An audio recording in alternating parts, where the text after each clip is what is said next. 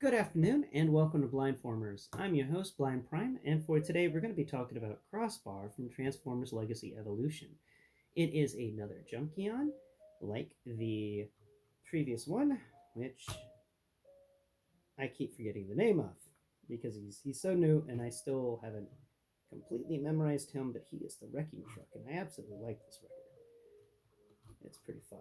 So, excuse me, I have all of this guy stacked up on top of the wrecking truck dude.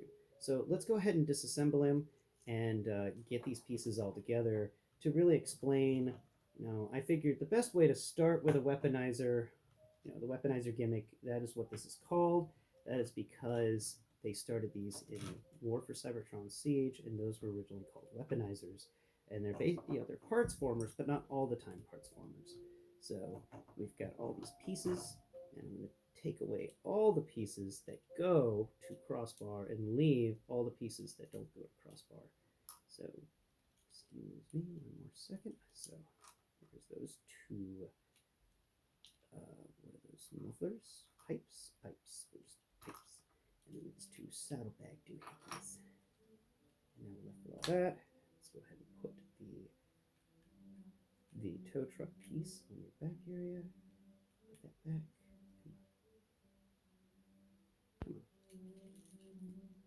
And come on. Nuts. It doesn't want to go there. Oh, right. I forgot to unplug the arms. Okay. So I put the arms all stacked together in his back of the vehicle because I thought it was kind of neat. It was like he's carrying around a big engine or something. Let's see. There it is.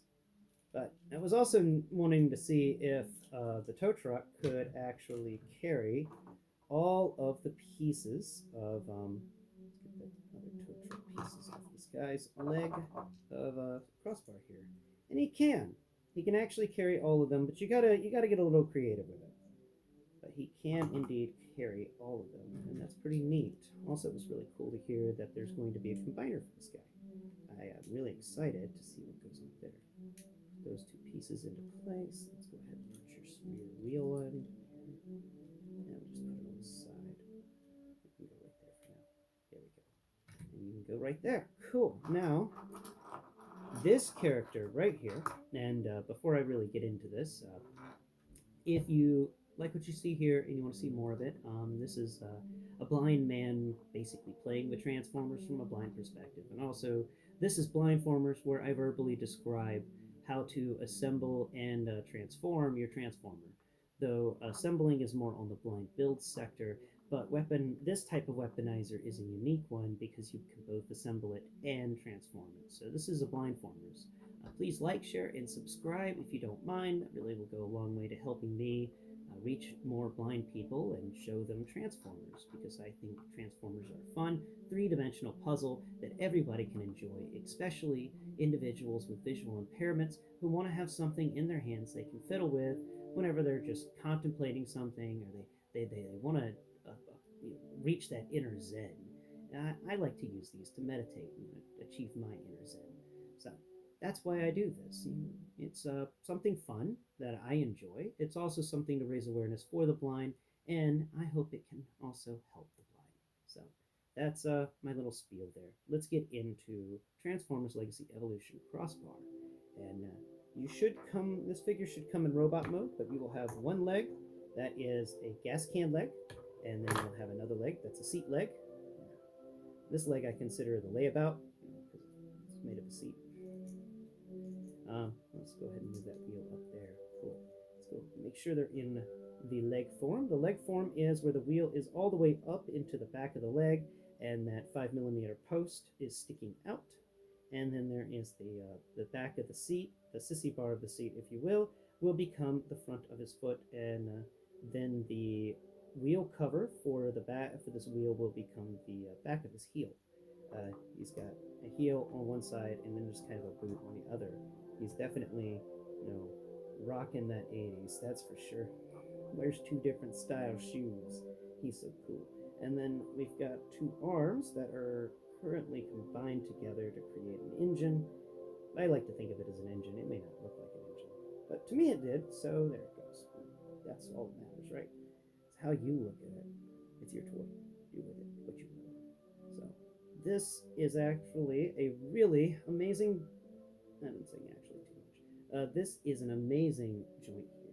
The way they designed it allows um, for more than a 90's worth of movement, and it can come up and rest against the bicep, so much so that you can use the hand to stick into this little rounded port, and it makes a nice solid connection like that. That's really nice.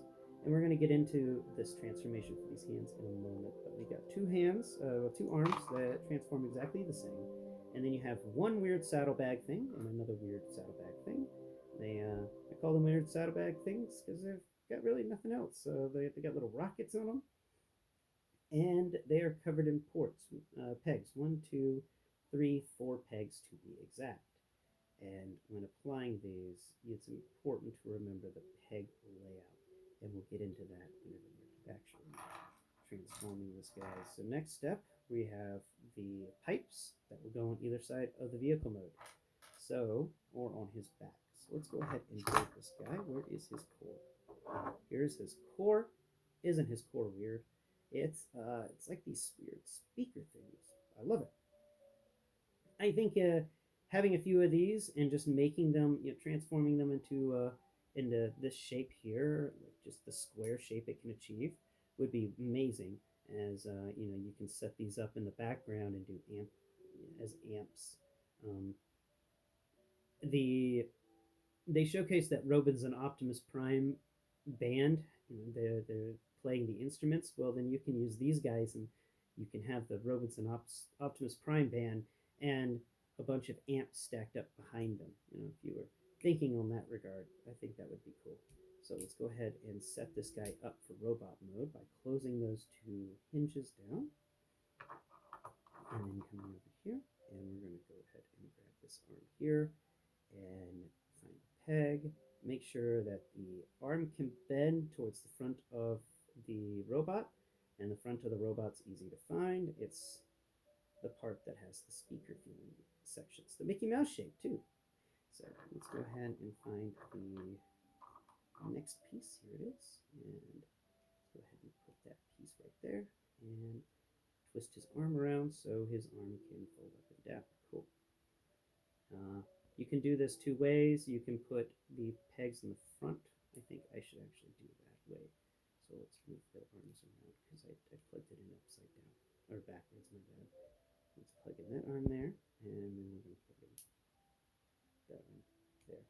And then rotate at the bicep because this guy's got biceps with it. There we go. Now the weird little rounded posts are facing forwards, and that's what we want. At least I think that's what we want. I like to think that's what we want. Now, you can do it either way here. I don't think it really matters. You can plug the... Well, actually, it will matter just a bit if you want siege stuff. So you can plug the seat into the right-hand side. The seat leg can go into the right-hand side. And there's a little peg there. And then you can put the fuel tank side on the left. There it is. Yeah, we could put the fuel tank side on the left-hand side. There we go. I like to do that. I don't know why. I just kind of always think of him as having the fuel tank on the left-hand side. So that is how you build him into robot mode if you just happen to come across all the pieces. And then these accessories can just kind of go anywhere on his body. But they are important in vehicle mode, so please don't lose them. You can lose the pipes. The pipes aren't as important, but the saddlebags are very important for vehicle mode. Now, let's go ahead and transform him into vehicle mode. First thing we want to do is pop his head down. Hey, go down there. There you go. That's actually a point I wanted to reference here. This head is slightly too tall. Just a hedge. Mine is. It's got a lip, and that it feels like that's starting to rub away. There's no way to prevent that. That's going to happen. So be aware of that when transforming him. You're going to start wearing away that spot, and I don't think there's any way to prevent that from happening. Now, we're going to go ahead and fold these arms all the way back, and go ahead and move the hands so that the closed side of the hand is facing outwards, and close the hand over that nubbin on his shoulder. Then go ahead and move it all the way back do the same for the other arm. Move that, close the hand, rotate the hand around so that the back of the hand is facing outwards, and close the hand around the nubbin. Where's the nubbin? Nubbin, you're over there. You're not supposed to be. You're supposed to be right there. Cool. Nubbin, go down. Perfect. Good nubbin. All right. I love that weird nubbin. It's a fun one. Okay. Now that you have all that stuff transformed for his body, we're going to flip him upside down, and he's going to do a little dance, and this is going to be the important part. There's a right way and a wrong way to do this dance. The right way is you set him down and you spin him so that the seat is above the speakers, because after all, you want to be able to hear it. And the folded up arm engines that this becomes are below the tank, because it makes sense that the engine is located below the tank. You want to make sure you rotate that perfectly. This is a weird transformation because you rotate 90 degrees instead of the full 180 like you normally do. But now that you've done that, you're going to go ahead and collapse in the sides on these bits. And this can be a little tough because these 5mm ports don't like to collapse down, and I appreciate that. That does make it easier for them to stay into robot mode and stuff. Those ports have got a strong port on them, but it will eventually click, and that will make it, that will allow for the free movement. And let's go ahead and do it on the other side to showcase that again. Fold the wheel up if necessary to move it out of the way. There it goes. And then we're going to go ahead and reach in there and push down that peg hole so that this folds forwards and the thigh rests inside the lower leg. That's a transformation technique we've seen a lot of. And let's go ahead and fold and push those pieces down in there for the fuel tank. And this is the part where you got to make sure that you've rotated things correctly, because these arm bits should be equal on each side of that tank. Now the seat, I'm just going to go ahead and fold it down, and we're going to make sure that wheel is available there. Cool. Everything there is right. Now comes the tricky part. The tricky part is locking this down, and this may take a little bit of effort if you do it, if you've transformed it wrong, but it's always important to remember the placing of the pegs on these saddlebags. So what we're going to do here is right above this area where the side folds down for these arms on the front here, you feel right above that you got this siege peg. You got this peg hole right there, and you want to plug the saddlebag into that peg hole. And sometimes you can get it right, and sometimes you can get it wrong. I don't think that's right, so I'm doing it wrong. Let's see, there should be a peg hole there, unless that's not what I was thinking it was. Let's see if it's the other one I should be doing this with. Oh, it's got to be right there.